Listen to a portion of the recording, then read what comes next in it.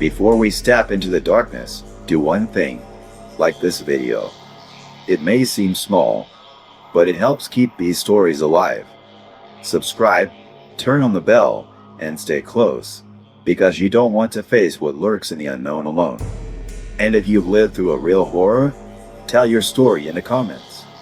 Who knows? It might just resurface here and haunt us all.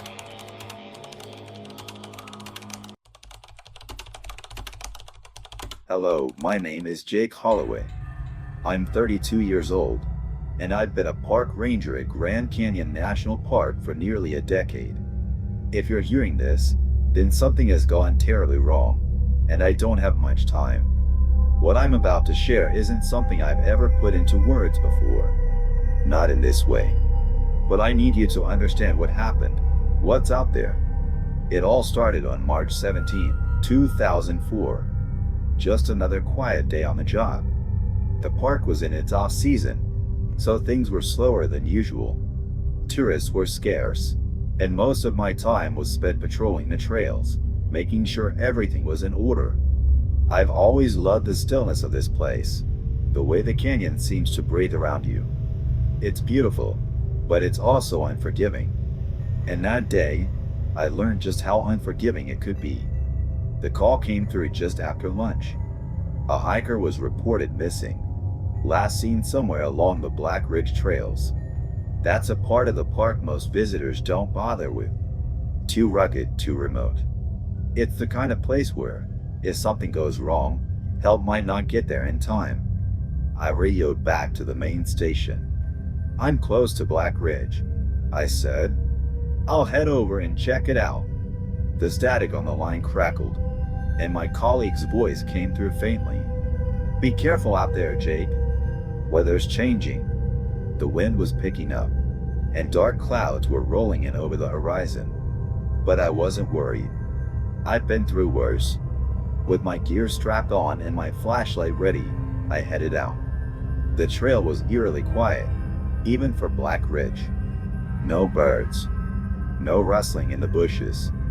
Just the sound of my boots crunching against the gravel and the occasional whisper of the wind through the rocks. It felt like the world was holding its breath. About half an hour in, I found the first sign of trouble. A backpack, half buried in the dirt, with its contents scattered around. A water bottle, a map, some granola bars. The straps were torn, not cleanly cut but frayed, like they'd been ripped apart by something strong. I knelt down, picking up the map. It was marked with a red circle around a section of the trail ahead, a note scribbled in the corner. "Shortcut? Damn it," I muttered under my breath. Taking shortcuts in this part of the park is a recipe for disaster. I radioed in. "Found the backpack. Looks like it belongs to our missing hiker. Tore up pretty bad, but no sign of the owner yet. I'm going to keep moving." Static. Then a faint reply. "Copy that. Stay safe." I pressed on, following the faint, uneven tracks left in the dirt. The wind grew colder, sharper, cutting through my jacket like a knife. And then, just ahead, something caught my eye, a piece of fabric snagged on a bush. It was a dark red, almost brown. My stomach sank as I realized it wasn't just fabric. It was stained with blood. "Okay, this just got serious," I muttered to myself. I tried the radio again, but the static was worse now, broken by faint, distorted sounds that almost resembled voices. "Hello? Can you hear me?" I called out, but the only answer was the wind. That's when I noticed it. A sound, faint at first, but unmistakable. Footsteps. Not mine. They were behind me, deliberate, and heavy enough to crunch the gravel but far too quiet for comfort. I spun around, my flashlight cutting through the growing darkness. Nothing. Just empty trail and shadows that seemed to stretch farther than they should. "Hello?" I called out, my voice echoing against the canyon walls. Silence. My grip on the flashlight tightened as I turned back to the trail. The footsteps stopped, But the feeling didn't go away. That feeling you get when someone's watching you. My heart was pounding now, but I kept moving. I had a job to do, and if there was someone out here, I'd find them. Or they'd find me.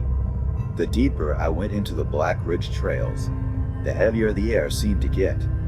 The kind of weight you feel in your chest, like the world is pressing down on you.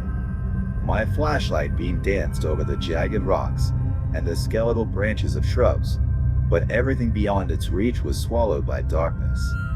I kept telling myself it was just my imagination, that the feeling of being watched was a trick of the mind.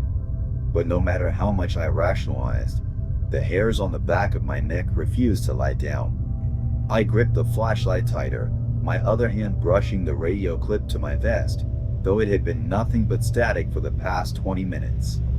The next clue came sooner than I expected.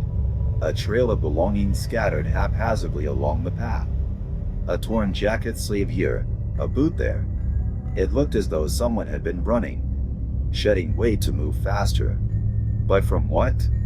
Or worse, from whom? I crouched to inspect a pair of broken glasses half buried in the dirt, my breath visible in the cold night air. "What happened to you?" I murmured to myself, the sound of my voice feeling foreign in the suffocating silence. That's why I heard it again, footsteps.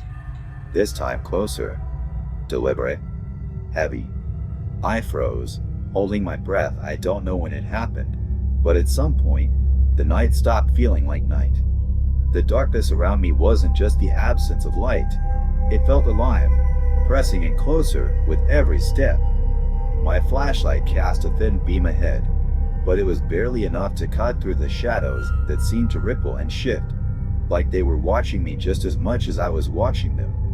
I found another clue about 15 minutes after I passed the torn jacket.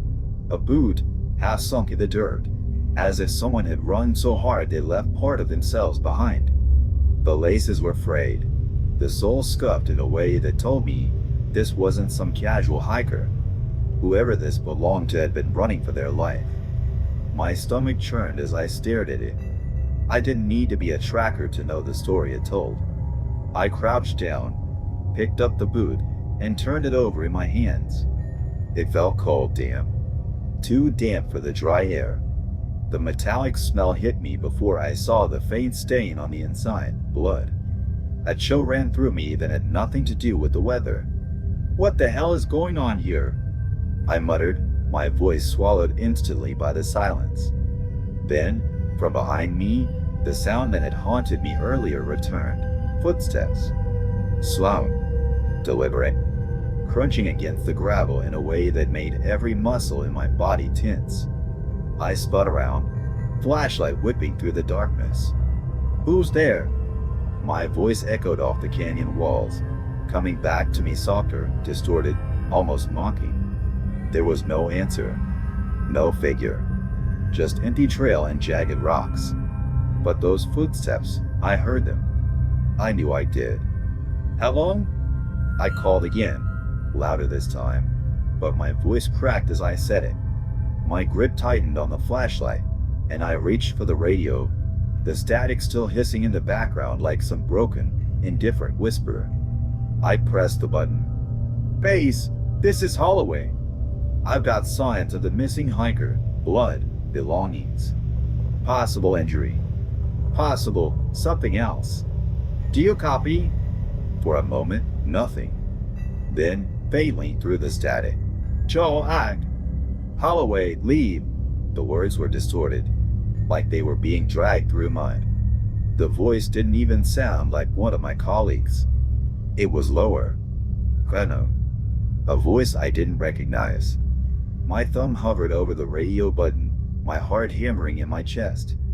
The wind picked up around me, carrying with it a sound I can only describe as a whisper, but not one made by a human throat. It was high-pitched, faint, and seemed to come from everywhere at once. I kept moving, trying to convince myself it was just the wind, the isolation playing tricks on my mind. But the further I went, the stranger things became. The path twisted sharply into a narrow ravine, the rock walls towering on either side.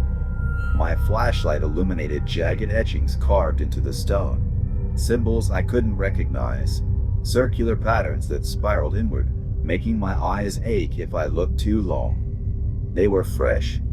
Someone, or something, had been here recently. And then the smell hit me, metallic and sharp, like rust and decay. My stomach turned as I followed the stench around the bend.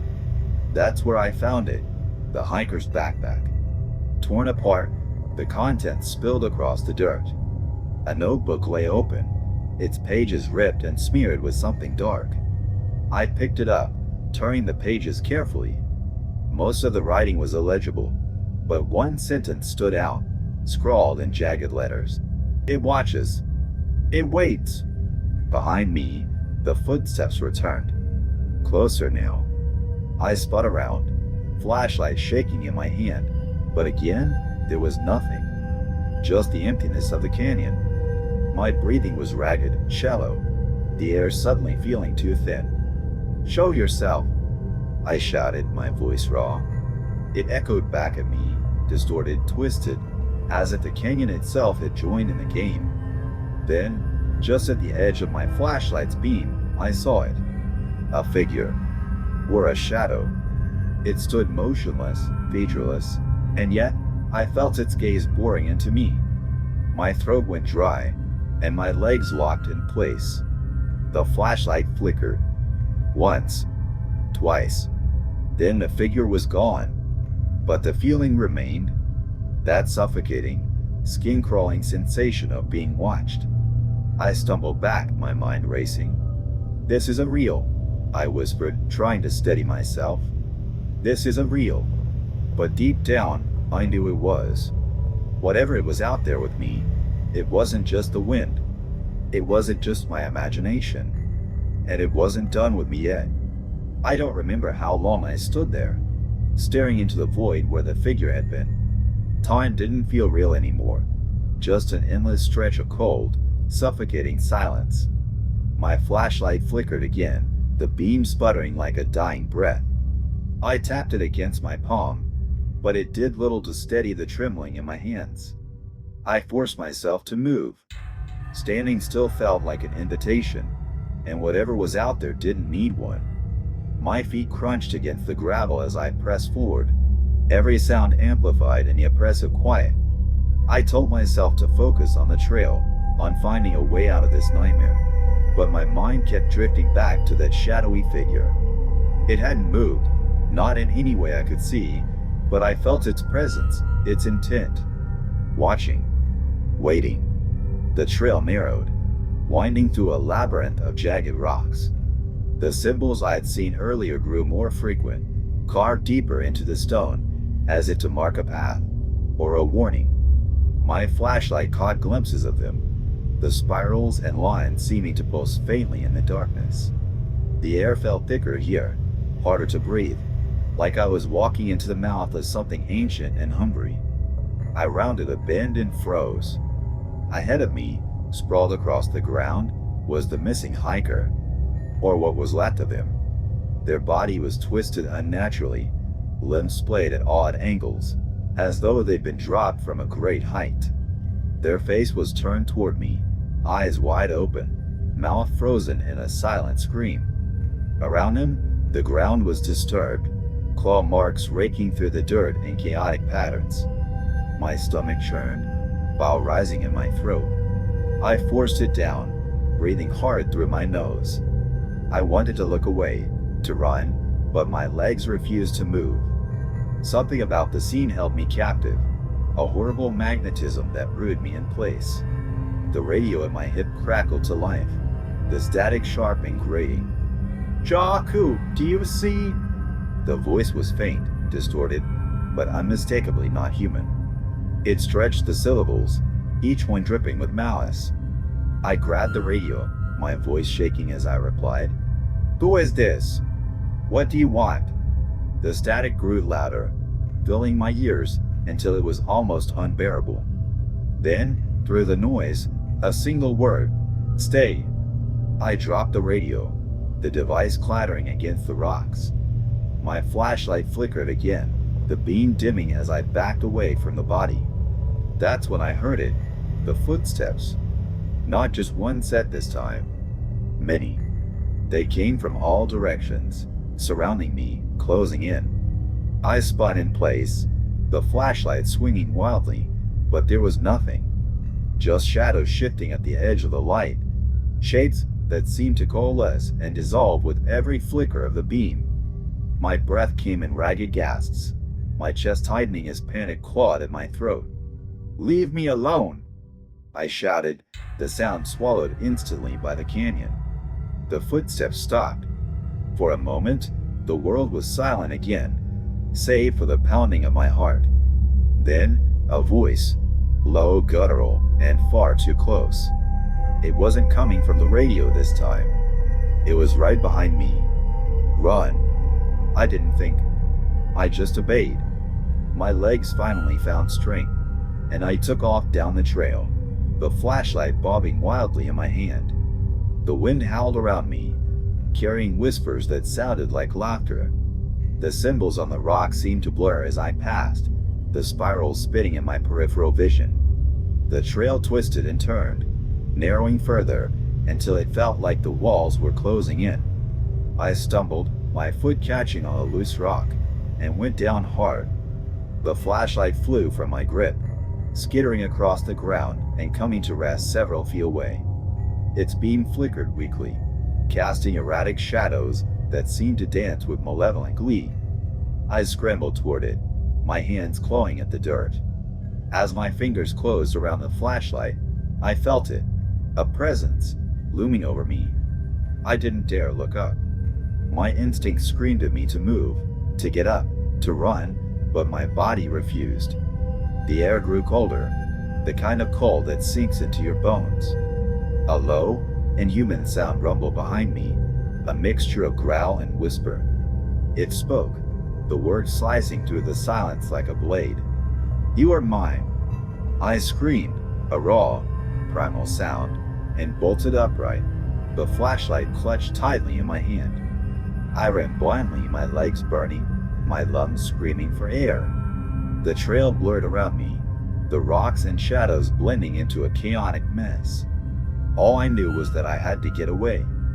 The radio crackled again, and this time it was my voice that came through, repeating over and over, "It's here! It's here! It's..." The transmission cut off abruptly, leaving only static. I don't know how long I ran. Time lost all meaning. The world around me dissolved into darkness and noise, a cacophony of whispers, footsteps, and that terrible, unrelenting presence. When I finally stopped, I realized I had no idea where I was. The trail was gone. The canyon walls loomed impossibly high, their surfaces carved with symbols that seemed to glow faintly in the darkness.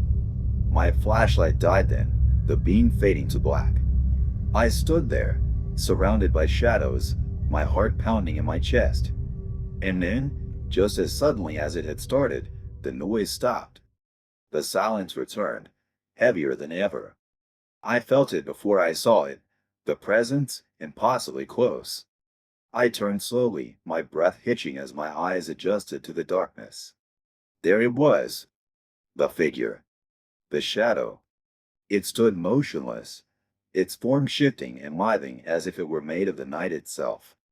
And this time, there was no escape. The last thing I remember is the sound of my own scream, echoing through the canyon, swallowed by the void.